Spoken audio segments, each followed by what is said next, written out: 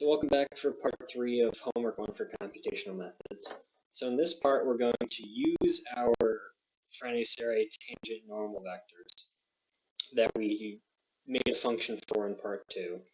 And we're going to use them to calculate the surface points at 0.5 distance away from that central helix at any angle theta between the normal and the binomial vector. So where we left off in part 2, we have our function for the parameterization formulas for the tangent and normal. Then we went and checked it. So next what we're going to do is we're going to define a function.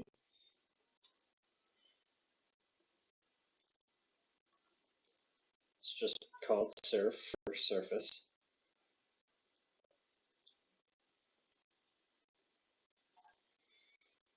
Now, the important thing to know here is the way we're going to go about this is we're going to take our vectors and we're going to basically use another variable theta to kind of go all the way around the full circle. So when working radians, the full circle is 2 pi. So what we're going to do is we're actually going to set this, we'll put it with the rest of the constants called theta, and we'll do kind of the same thing we did with t, where we'll go from 0 to 2 pi. So 0 to 2 pi will make the full circle, and we'll do 36 equidistant points there. Yep. Forgot to specify it was from to get the value from numpy. So we're going to use both our t and our theta values.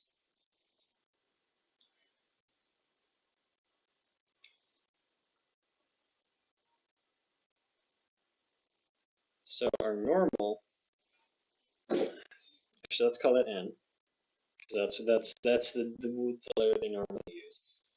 We'll make that equal to normal at t.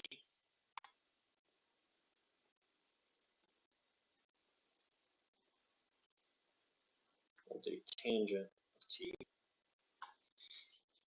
And then for the binomial, which is b, the binomial is simply the cross product of t and n, of the tangent and normal.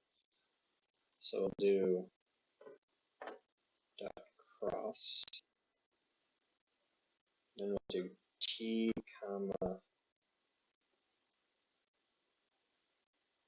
b. I think that's how that cross works. Let's run it. Didn't yell at me. That's always a good sign.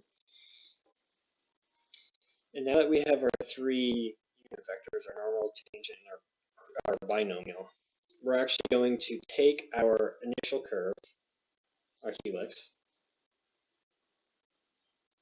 So return our curve at whether it's TRWMZ.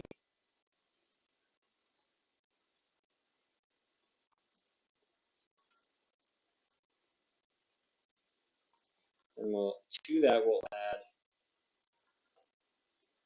our, now we're going to need to, in order to get the curve, we're actually going to need both the normal and the binomial. So n b, and that'll be our sequence, comma axis equals 1, I believe.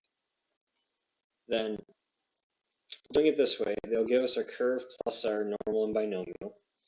So we'll get some of those points here, and then what we're going to do is we're going to do some matrix multiplication then with sine and cosine values with our theta in order to get that full circle. So matrix multiplication is the at. Okay, so we're going to do a matrix multiplication with an array. So we'll do jmp.array, and then we're going to do multiply it by cosine and sine to get that full circle with our theta values. So we're going to do jmp.cosine of theta and p dot sine theta. All right. And specifically, we want this to be a radius 0.5. So let's go add that here. R equals 0.5. And to get that to work, we want to multiply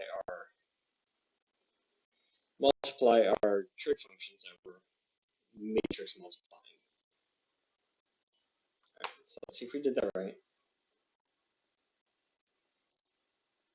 It looks like we did.